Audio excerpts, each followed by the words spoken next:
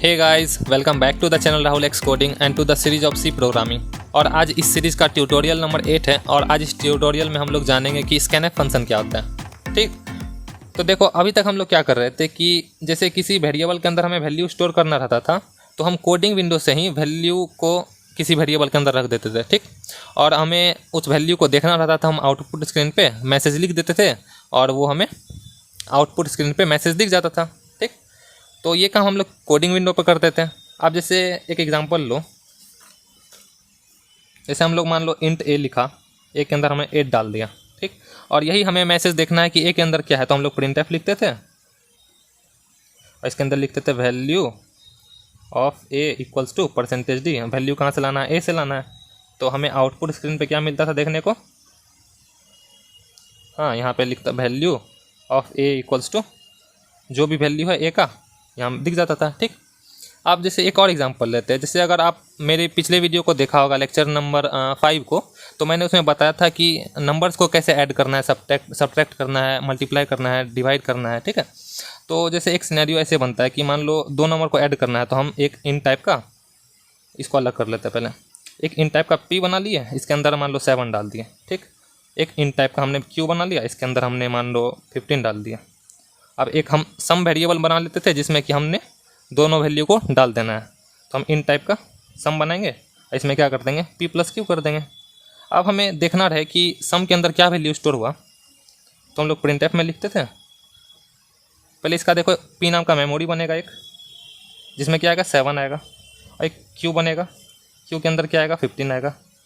एक सम नाम का भी बनेगा, सम के अंदर क्या आएगा p प्लस क्यू, यानी p में 7 है और q में 15 है, तो 7 प्लस 15 हो गया 22, तो सम के अंदर 22 आ गया। अब हमें देखना है कि वैल्यू क्या है सम के अंदर, तो क्या लिखेंगे सम इक्वल्स टू जो ही मैसेज लिखना चाहते हैं उसके बाद %d लगाएंगे और कहाँ से वैल्यू लाना है सम से लाएंगे। ठीक, तो हम ये सम का वैल्यू शो करवा देगा कहाँ, आउटपुट स्क्रीन पे कितना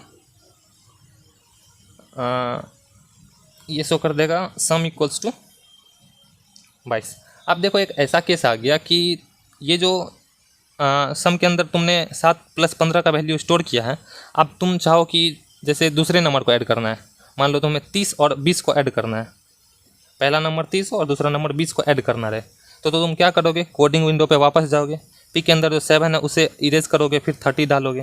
ठीक, यहाँ पे तुमको 30 करना पड़ेगा, फिर पी क्यू के अंदर तुमको 20 करना पड़ेगा। ठीक है, तो यहाँ पी में कितना आ जाएगा 30 आ जाएगा, क्यू के अंदर 20 आ जाएगा, और सम के अंदर p प्लस क्यू यानी 30 प्लस 20 इक्वल्स टू 50 आ जाएगा, और सम के अंदर इक्वल टू %d है, तो यहाँ पे क्या इस बार प्रिंट होगा 50 प्रिंट होगा। तो देखो हर बार जो है तुम्हें सेम वैल्यू तो प्रिंट कराना नहीं है आउटपुट स्क्रीन पे, तो हर बार तुम्हें वैल्यू को चेंज करना पड़ रहा है। ठीक है, कोडिंग विंडो पे जाके। एज फॉर एग्जांपल एक और तुम सिनेरियो ले लो, जैसे तुम गूगल पे सर्च करोगे कि तुम्हें रेक्टेंगल का एरिया कैलकुलेट करना है।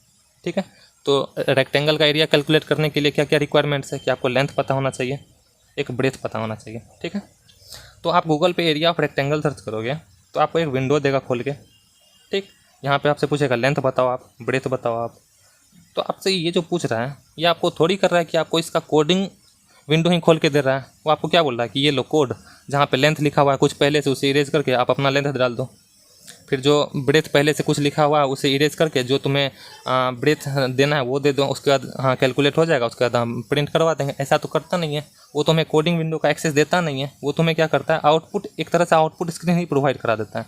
तो ये काम प्रोग्रामर जैसे किया है, तो ये तुम्हें आउटपुट स्क्रीन प्रोवाइड करा दिया जहाँ पे तुमसे लेंथ ब्रेथ पूछ रहा है। तो यानी लेंथ और ब्रेथ का वैल्यू किसी वेरिएबल के अंदर जाके स्टोर हो गया, कहाँ आउटपुट स्क्रीन से ही स्टोर हो गया। देखो हम लोग भी ये प्रोग्राम खुद से करेंगे, जहाँ पे हम लोग मान लो एरिया निकालना रहा रेक्टेंगल का, स्क्वायर का एरिया निकालना रहा, वॉल्यूम निकालना रहा क्यूब का, क्यूबॉइड का, सिलेंडर का, मान लो प्रॉफिट लॉस का क्वेश्चन अगर हमें सॉल्व करना रहा, या सिंपल इंटरेस्ट कैलकुलेट करना रहा, तो ये सभी प्रोग्राम हम लोग अच्छे अच्छे प्रोग्राम्स और भी बनाएंगे। ठीक है, उसके लिए वेट करना थोड़ा, अभी फिलहाल इस सीरीज़ को कंटिन्यू करते हैं और आगे समझते हैं। तो हम लोग भी अब इसी तरह क्या करेंगे कि किसी वेरिएबल के अंदर वैल्यू स्टोर करना रहा तो हम लोग आउटपुट स्क्रीन से ही जो भी यूज़र वैल्यू देगा उसे हम लोग क्या करेंगे वेरिएबल के अंदर स्टोर कर देंगे। ये काम हमारा आउटपुट स्क्रीन पे ही होगा। ठीक है, और स्कैनएफ भी यही करता है कि यूज़र से जो वैल्यू लेता है उसे वेरिएबल के अंदर स्टोर कर देता है। तो आओ यार बहुत बातें हो गई, अब हम लोग स्कैनएफ का डेफिनेशन देख लेते हैं और इस ट्यूटोरियल को आगे कंटिन्यू करते हैं।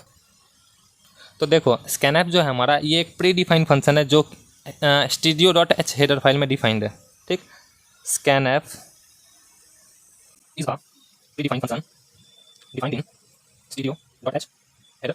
देखो जैसे प्रिंटएफ होता था कि प्रिंटएफ स्टेटमेंट था वो भी किस हेडर फाइल में डिफाइंड था, studio.h में। इसी तरह हमारा स्कैनएफ जो है ये भी डिफाइंड है किस में, studio.h हेडर फाइल में डिफाइन है, ठीक। और ये प्री डिफाइंड फंक्शन यानी पहले से डिफाइंड फंक्शन है जिस तरह हमारा प्रिंटएफ होता था, ठीक है। चलो अगला पॉइंट देखते हैं कि इट इज़ अ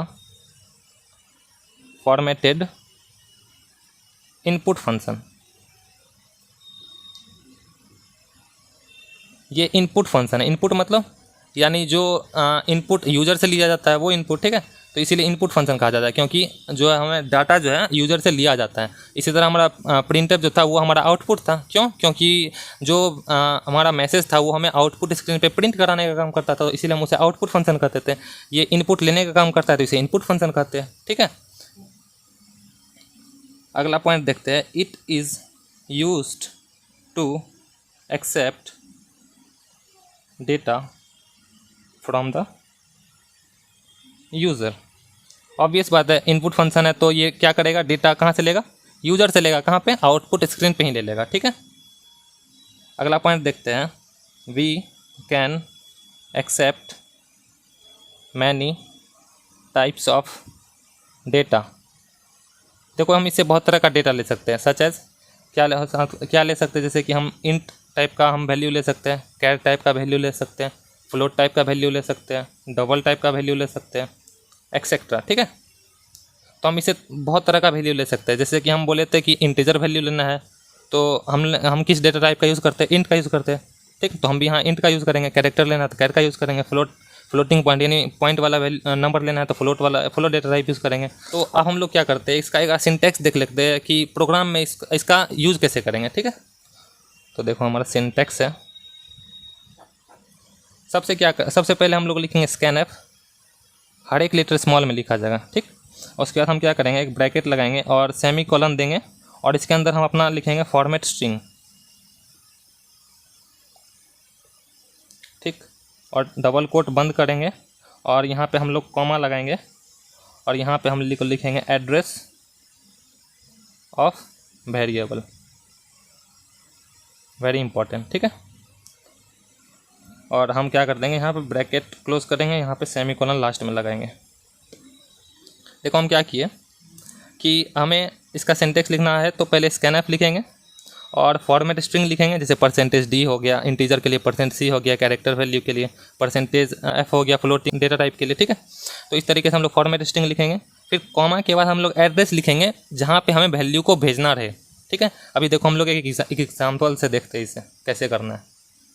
अब क्या करेंगे कि हम एक वेरिएबल बनाएंगे, उसमें क्या करेंगे, वैल्यू को स्टोर कर देंगे और ये काम हम यूजर से करवाएंगे, ठीक है, ताकि यूजर वैल्यू उसमें दे। और ये काम कहाँ से होगा, आउटपुट स्क्रीन से होगा। ये काम हम लोग कोडिंग विंडो से नहीं करेंगे, ठीक है।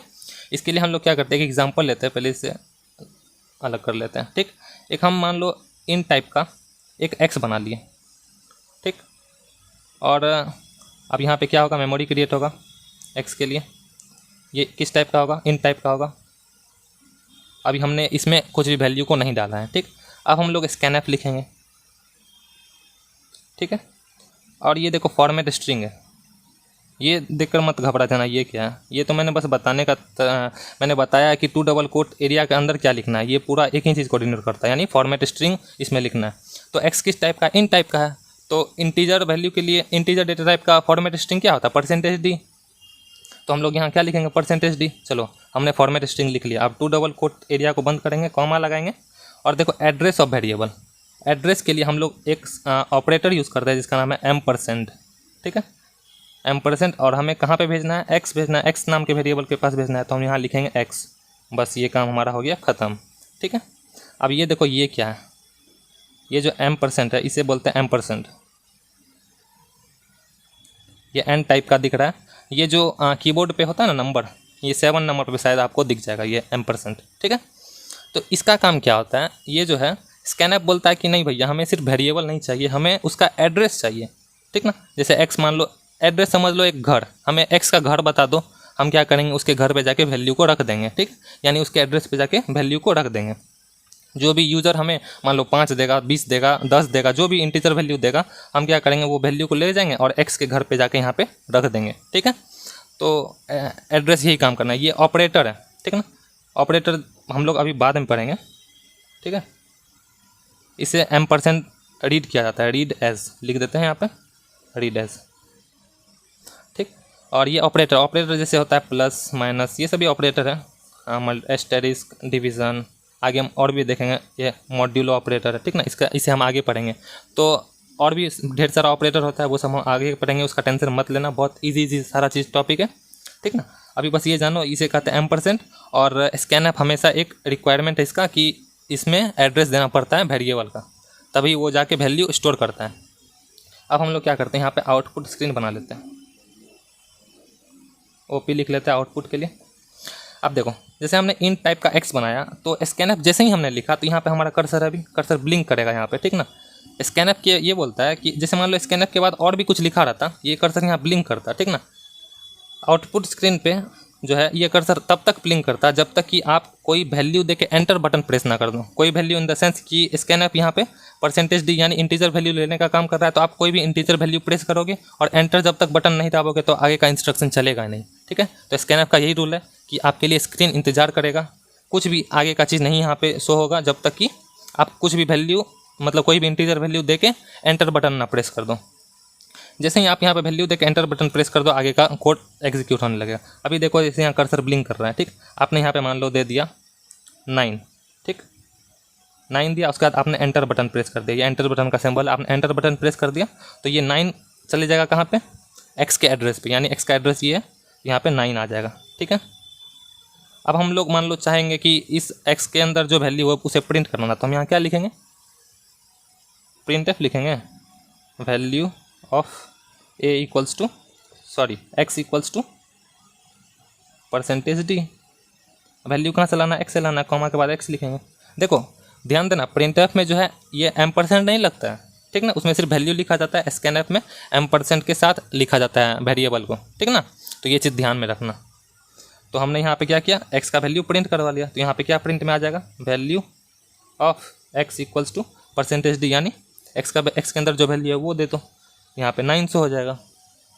अब अगर हमें दोबारा प्रोग्राम चलाना रहे तो फिर से वापस से ये आउटपुट स्क्रीन क्लियर मिलेगा। यहाँ पे मान लो हम लोग 20 लिख के एंटर बटन प्रेस कर दिए, तो ये 20 कहाँ चले जाएगा, एक्स के एड्रेस पे, यानी यहाँ 20 आ जाएगा। फिर जैसे ही हम लोग इसके बाद आगे का चीज़ चलेगा तो value of x equals to 20 print हो जाएगा, ठीक है। तो ये बात ध्यान देना कि जहाँ स्कैनएफ लिखा हुआ है तो वहाँ पे कर्सर हमेशा ब्लिंक करता रहेगा, वहाँ पे बुक बुक बुक करता रहेगा ऐसा। वहाँ पे तुम कोई इंटीजर वैल्यू दे के एंटर बटन प्रेस करोगे तभी आगे वाला चीज़ प्रिंट होगा, या जो भी इंस्ट्रक्शन लिखा हो उसके अकॉर्डिंग काम करेगा तुम्हारा प्रोग्राम, ठीक है। तो ये था सारा स्कैनएफ का कॉन्सेप्ट, ठीक है। आई होप कि आपको ये बहुत अच्छे से समझ में आ गया होगा। और इसका हम लोग क्या करेंगे, एक और प्रैक्टिकल भी करके देखेंगे। देखो मैंने तो एक बस ये प्रोग्राम बताया कि एक यूज़र से इनपुट लेना है और उसे ही शो करवा देना है कि हाँ आपने जो इनपुट दिया था वो ये इनपुट यहाँ पे मैंने यहाँ पे शो करवा दिया। अब हम लोग एक और प्रोग्राम बना लेंगे, वो कंप्यूटर में हम लोग देख लेंगे कि 2 नंबर हम यूज़र से मांग लेंगे, एक एक्स ले लेंगे एक वाई ले लेंगे। एक्स में एक मान लो 5 डाल दिए, वाई में मान लो 10 डाल दिए। कहाँ से, आउटपुट स्क्रीन से ही यूज़र डालेगा खुद से, ठीक। 5 10 डाल दिए तो हम क्या करेंगे, उसके लिए प्रोग्राम यहाँ पे लिख लेंगे, हाँ दोनों को जोड़ना है, यहाँ पे हम सम प्रिंट करवा देंगे, या यहाँ पे मल्टीप्लाई करवा देंगे तो यहाँ मल्टीप्लाई वाला चीज़ प्रिंट करवा देंगे, ठीक है। तो ये काम हम लोग कंप्यूटर स्क्रीन पे देख लेते हैं। और अगर यहाँ तक वीडियो को देख लिए हो तो आगे भी ज़रूर थोड़ा कंटिन्यू करना, प्रैक्टिकल नॉलेज बहुत ज़रूरी होता है, ठीक है। तो चलो हम लोग चलते हैं एक बार कंप्यूटर स्क्रीन पे और देख लेते हैं हम लोग प्रैक्टिकल कैसे करना है। तो चलो हम लोग कंप्यूटर पे प्रैक्टिकल करके देख लेते हैं। इसके लिए हम लोग सबसे पहले एक न्यू फाइल क्रिएट करते हैं और इसमें देखो सबसे पहला प्रोग्राम बनाते हैं कि यूज़र से जो है इनपुट ले लेते हैं और उसी को डिस्प्ले करवा देते हैं कि आपने जो ये नंबर डाला था कि हाँ ये वही नंबर है, ठीक ना। तो इससे हमें पता चल जाएगा कि हाँ वेरिएबल के अंदर वैल्यू सही से स्टोर हो रहा है, ठीक। तो इसे हम सबसे पहले सेव कर लेते हैं और फाइल का नाम दे देते हैं display.c। चलो सबसे पहले हम कोड लिख लेते हैं अपना basic structure, studio.h int main करली ओपन क्लोज लास्ट में रिटर्न 0, ठीक। अब देखो सबसे पहले हम इन टाइप का ए बनाते हैं, ठीक। और हम क्या करेंगे, स्कैनएफ लिखेंगे और स्कैनएफ के अंदर डबल कोट लगाएंगे, इसमें हम लोग देंगे फॉर्मेट स्ट्रिंग, यानी एक इन टाइप का है तो हमें परसेंटेज डी लिखना पड़ेगा, कॉमा लगाएंगे और एड्रेस लिखेंगे ए का। तो एड्रेस कैसे लिखा जाता है, M% सिंबल देंगे, उसके बाद हमें जहाँ भेजना है वो दे देंगे तो उस एड्रेस पे पहुँच जाएगा। देखो ये समझ रहे हो ना, इसे एड्रेस करते हैं। देखो हम इसे लिख भी देते हैं कमेंट आउट करके, एड्रेस लिखते हैं। जैसे मान लो एड्रेस ए लिखा हमने, M% ए लिखा, तो इसका क्या मीनिंग होता है यहाँ लिख देते हैं, एड्रेस ऑफ ए। इसी तरह मान लो हमने लिखा एड्रेस ऑफ M% SUM, ठीक, तो ये क्या डिनोट करेगा, एड्रेस ऑफ सम, ठीक। तो ये चीज़ डिनोट करता है। अब देखो स्कैनएफ में हमने क्या किया कि एक इनपुट ले लिया यूज़र से और इसे कहाँ भेज दिया हमने, ए नाम के वेरिएबल में भेज दिया, ये M% सिंबल लगा के, लास्ट में सेमीकोलन लगाएंगे और यहाँ पे प्रिंटएफ में लिख लेंगे, एक न्यू लाइन ले लेते हैं 2 बार और यहाँ लिख देते हैं the value of A is percentage D, और यहाँ सिंपली वेरिएबल का नाम आएगा जो कि हमारा ए है, लास्ट में सेमीकोलन लगाएंगे। अब देखो इसे रन करवा लेते हैं, F9 प्रेस करेंगे तो देखो यहाँ पे कर्सर ब्लिंक हो रहा है हमारा यहाँ पे, ठीक। ये हमसे पूछ रहा है कि हमें कोई इनपुट दो, तो हम क्या करेंगे, एक कोई भी इनपुट मान लो हमें 59 दे देते हैं और हमें एंटर प्रेस करना पड़ेगा तभी आगे का चीज़ चलेगा। मैंने बताया था ना कि स्कैनएफ बोलता है कि पहले हमें एक इनपुट दो, उसके बाद एंटर बटन प्रेस करना पड़ेगा। जैसे ही हमने 59 और उसके बाद एंटर बटन प्रेस किया, देखो the value of A is 59, मतलब हमारा सही से काम कर रहा है, यानी 59 जो है हमारा ए के अंदर स्टोर हो रहा है, ठीक। इससे ये पता चल गया। तो अब हम लोग क्या करते हैं, एक बार सम वाला प्रोग्राम लिख लेते हैं जिसमें कि सम भी कर लेंगे, सब्ट्रैक्शन भी कर लेंगे, प्रोडक्ट भी कर लेंगे, डिवीज़न का मतलब क्वेश्चन भी निकाल लेंगे, ठीक है। तो एक और न्यू फाइल क्रिएट करते हैं, इसमें इसको सेव कर लेते हैं, ऑपरेशन लिख लेते हैं .c। इसी हम लोग चारों ऑपरेशन कर लेंगे, एडिशन, सब्ट्रैक्शन, मल्टीप्लिकेशन, डिवीज़न। एक काम करते हैं, बार बार कोड कौन लिखेगा, इससे अच्छा कॉपी कर लेते हैं, Ctrl+C, Ctrl+A, Ctrl+V और बीच वाला पार्ट को हटा देते हैं, ठीक। और यहाँ एक 2 वेरिएबल बनाते हैं, मान लो एक x बना लिए, एक y बना लिए, जो 2 यूज़र से इनपुट लेगा, और एक मान लो सम नाम का बना देते हैं जिसमें कि हम लोग सम स्टोर करेंगे। पहले सम वाला देख लेते हैं, ठीक। पहले हम लोग लिख लेते हैं स्कैनएफ और इसके अंदर क्या लिखेंगे, परसेंटेज डी, क्योंकि हमारा सम जो है x जो है हमारा इन टाइप का है। कहाँ लेके जाना हमें, x के एड्रेस पे, यानी x M%x लिखेंगे। देखो मैंने अभी x लिखा था सिर्फ, फिर सेमीकोलन लगाएंगे, ये तो हो गया x के लिए। अब y के लिए भी लिखना पड़ेगा, स्कैनएफ परसेंटेज डी, कहाँ पे लेने जाना है, M%y, ठीक। लास्ट में सेमीकोलन लगाएंगे। अब हमें क्या करवाना है कि दोनों का सम जो है स्टोर करके रखना है, तो सम इक्वल्स टू, अभी देखो जो भी x के अंदर डालेगा y के अंदर डालेगा वो x और y में स्टोर हो जाएगा। और फिर सम में हम क्या करेंगे, x प्लस y लगाएंगे, सेमीकोलन लास्ट में लगा दें, तो सम में स्टोर हो गया दोनों का एडिशन, दोनों का सम। फिर जाके हम लोग क्या कराएंगे, प्रिंटएफ करवा लेंगे, मैसेज को प्रिंट करवा लेंगे, the some is percentage D, कहाँ से लाना है वैल्यू, सम से लाना है, लास्ट में सेमीकोलन लगाएंगे। देखो रन करते हैं,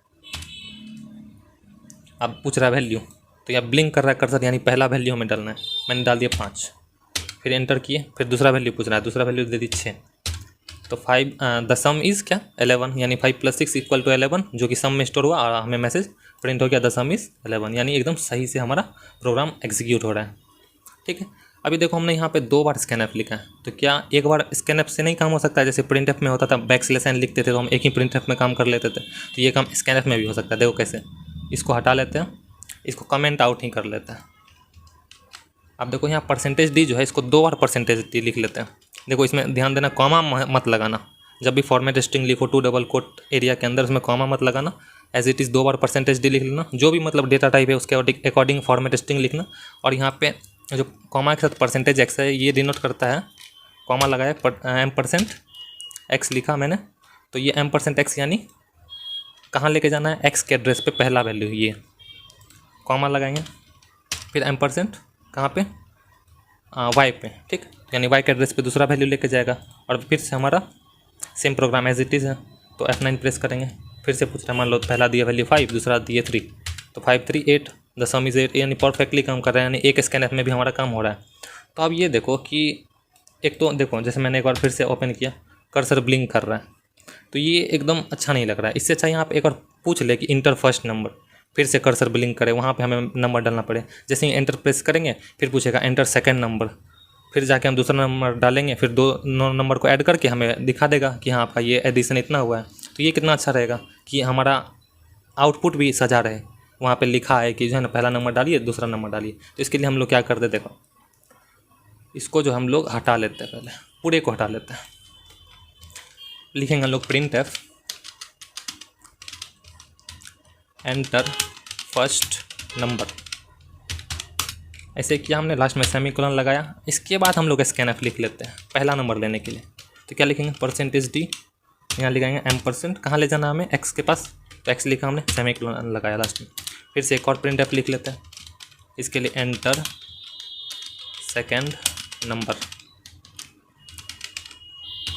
ठीक, लास्ट में सेमीकोलन लगाएंगे और कहाँ लेके जाना है हमें, परसेंटेज डी लिखेंगे और कॉमा लगाएंगे M% वाई के एड्रेस, यानी वाई के एड्रेस पे हमें पहुंचाना है वैल्यू को, सेकंड नंबर को, ठीक। अब देखो एक स्कैन ऐप से काम नहीं चलता, ठीक है ना, चलता लेकिन वो आउटपुट अच्छा नहीं लिखता। नहीं तो पहले प्रिंट एफ में लिखते, ये प्रिंट एफ मान लो सेकंड नंबर लिखे तो ये दोनों एक साथ प्रिंट होता, फिर जाके स्कैन एफ हमें मतलब वैल्यू मांगता कि मतलब हमें ये दो, तो दोनों एक ही बार प्रिंट हो जाता, फिर मांगता तो अच्छा नहीं लगता। इससे चाह कि पहला ये नंबर प्रिंट हो, उसके बाद हम दे, उसके बाद सेकंड नंबर पूछे, फिर ये दे, उसके बाद हमारा जो टोटल है वो हो जाए। तो इससे पहले हम लोग क्या करते हैं, सब में दोनों का एडिशन करवा लेते हैं। तो क्या करेंगे, x plus y, x plus y, small y, जो ऊपर में रहता है एज इट इज़ वो लिखना है, ये नहीं कि यहाँ पे कैपिटल वाई दे दिए और ऊपर ढूंढने जाए, मिला ही नहीं। यहाँ देखो इक्वल्स टू छूट गया, तो एक्स और वाई का एडिशन सब में रखा गया। अब यहाँ पर हम लोग क्या करते हैं, प्रिंट एफ से मैसेज को प्रिंट करवा लेते हैं, एक बैकस्लैश एन देते हैं, न्यू लाइन में ये चीज़ हो जाए, और यहाँ लिख लेते हैं the some is percentage D, कहाँ से लाना है वैल्यू, सम से। देखो कॉमा यहाँ नहीं लगाया मैंने, कॉमा लगा के लास्ट में सेमीकोलन, और F9 से रन कर लिए। देखो आप कितना अच्छा लग रहा है, देखो पहला नंबर पूछ रहा है और उसके बाद कर्सर ब्लिंक हो रहा है। तो मैंने पहला नंबर दिया 45, दूसरा नंबर दिया मैंने 5, तो द सम इज़ 50, एकदम सही से काम कर रहा है कोड, ठीक। तो इस तरीके से हम लोग अपने स्कैनएफ फंक्शन को यूज़ कर सकते हैं अपने प्रोग्राम में, ठीक है। तो ये देखो हमने अभी सम तक का बनाया, अब हम क्या करते हैं, सब्ट्रैक्शन का भी कर लेते हैं, मल्टीप्लिकेशन का भी कर लेते हैं, डिवीजन का भी कर लेते हैं, ठीक। देखो हमने यहाँ सम तक का इंस्ट्रक्शन दे दिया। देखो पहला नंबर दूसरा नंबर तो सेम ही रहेगा कि दो नंबर डालेंगे, उन दोनों का एडिशन भी हो जाएगा, सब्ट्रैक्शन भी हो जाएगा, मल्टीप्लिकेशन डिवीजन, ठीक। अब क्या करते एक, यहाँ जो हमने इन टाइप का सम बनाया है, एक इन टाइप का सब बना लेते हैं जिसमें सब्ट्रैक्शन ऐड होगा, इन टाइप का MUL लिख लेते हैं, प्रोडक्ट लिख लेते हैं PRO, ठीक। देखो अलग अलग भी हम लोग कर सकते हैं, अलग अलग लाइन में भी हम लोग डिक्लेयर कर सकते हैं वेरिएबल को। और एक इन टाइप का बना लेते हैं, क्वेसेंट निकालना है तो QUO, क्योंकि हम जो अभी यूज़ करेंगे उससे क्वेसेंट निकलेगा। रिमाइंडर के लिए हम लोग आगे पढ़ेंगे मॉड्यूलो ऑपरेटर, ठीक। अब देखो अब क्या करेंगे, सम में तो x प्लस वाई कर दिए, SUB में क्या करेंगे, x माइनस वाई, यानी x माइनस वाई का कैलकुलेशन इसमें रखा जाएगा, सेमीकोलन लगाएंगे। PRO में क्या करेंगे, x एस्टेरिस्क y करेंगे, सेमीकोलन लगाएंगे।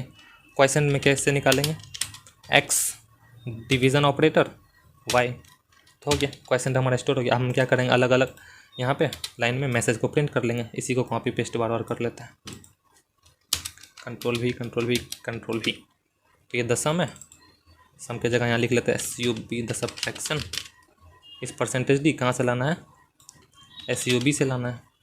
ये है मल्टीप्लिकेशन के लिए, मान लो कर लेते हैं मल्टीप्लिकेशन इस परसेंटेज डी, कहाँ से लाना है, PRO से लाना है। द क्वेसेंट इस परसेंटेज डी कहाँ से लाना है, QUO से लाना है, ठीक। तो ये देखो हमारा प्रोग्राम बन के रेडी है। अब क्या करते हैं, इसे रन करते हैं, F9 प्रेस करेंगे। देखो फर्स्ट नंबर पूछ रहा है, मान लो फर्स्ट नंबर दे दिए 7 दे दिए, दूसरा नंबर 3 दे दिए, 9 दे दूसरा नंबर।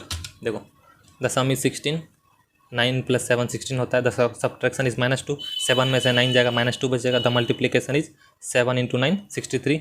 देखो द क्वेसेंट इज 0। अब देखो 7/9 करोगे तो क्वेसेंट ऑब्वियसली 0 ही होगा ना, तो ये हमारा 0 प्रिंट हो रहा है, ठीक।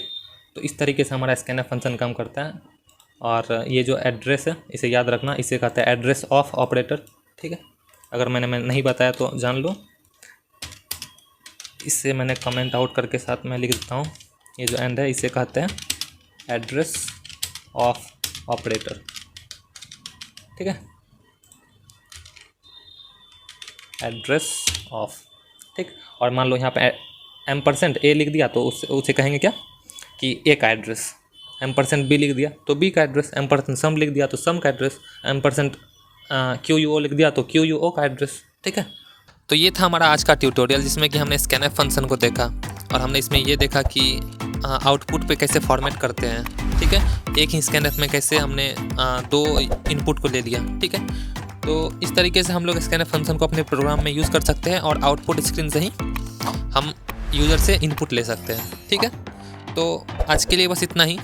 अगर ये वीडियो आपको अच्छा लगा हो तो प्लीज़ इस वीडियो को लाइक करना, चैनल को सब्सक्राइब करना और इस वीडियो को शेयर ज़रूर करना, और अगर डाउट हो कोई तो कमेंट ज़रूर करना, ठीक है। चलिए मिलते हैं नेक्स्ट वीडियो में, तब तक के लिए थैंक यू।